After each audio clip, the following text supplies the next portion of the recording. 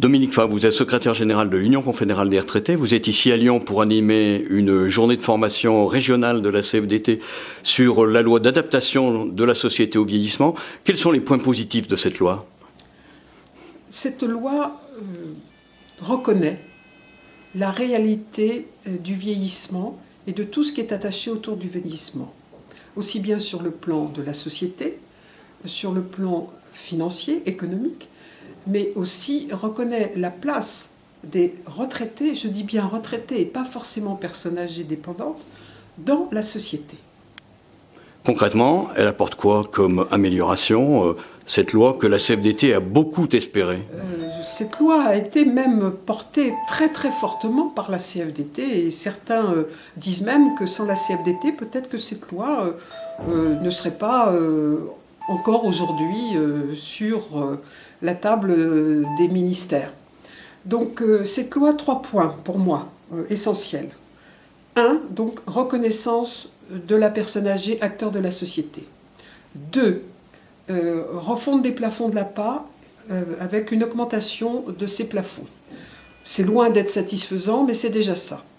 3, tout ce qui est autour de l'aide aux aidants et la reconnaissance de l'aidant.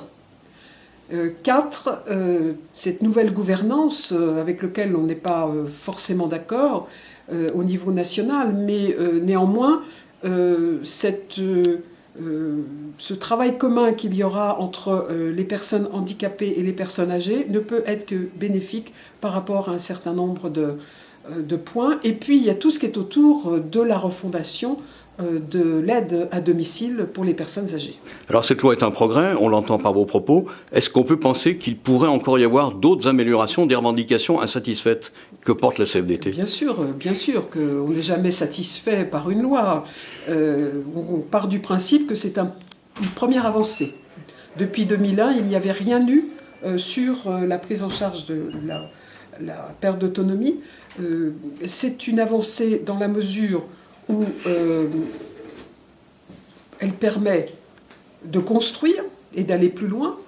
Ceci dit, on regrette un certain nombre de choses. On regrette que le reste à charge demeure aussi important. Même s'il y a des efforts de fait sur l'APA à domicile, néanmoins il reste important. On regrette que les EHPAD, même s'il y a eu une tarification globale qui a été mise en place dans le cadre de cette loi, tout ce qui est autour de l'accueil dans les EHPAD, tout ce qui est autour d'une réforme globale des EHPAD n'y figure pas. Sur les aidants, il y a des avancées, mais encore insuffisantes. Je disais tout à l'heure que 1,2 million de personnes de plus de 75 ans étaient des aidants. Donc on voit bien qu'il y a beaucoup de choses à faire. Alors face à ces avancées, face à ces manques, quels sont les points d'attention que vous proposez aux militants de la CFDT sur le terrain des retraités ? La loi, c'est la loi. C'est national, c'est décidé. Il va falloir maintenant que tous les militants, tous les adhérents de la CFDT travaillent en proximité, parce que c'est auprès des personnes âgées que l'on verra l'évolution de la loi. C'est ce que j'ai dit ce matin. C'est un vrai travail de proximité. La loi existe, à nous de la mettre en œuvre au plus près de ceux qui en ont besoin. Alors ça passe sur les territoires, par l'adaptation de l'habitat, les transports, les plans d'urbanisme. L'accessibilité, la lutte contre l'isolement, très importante.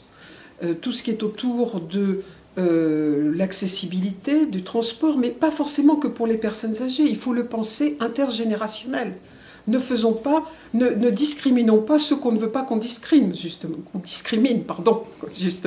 puisque c'est l'intergénérationnel qui doit participer à cette accessibilité. Qu'y a-t-il de différent entre une maman qui a une poussette et qui ne peut pas monter dans un transport en commun, et une personne âgée en difficulté? Si on regarde bien, il y a peu de différence. Alors finalement, c'est toute la Confédération CFDT qui est impliquée par cette question des personnes âgées, c'est-à-dire aussi bien les salariés que les retraités, qui est impliquée par cette adaptation. Je souhaiterais que nous soyons tous autant impliqués que la CFDT retraitée.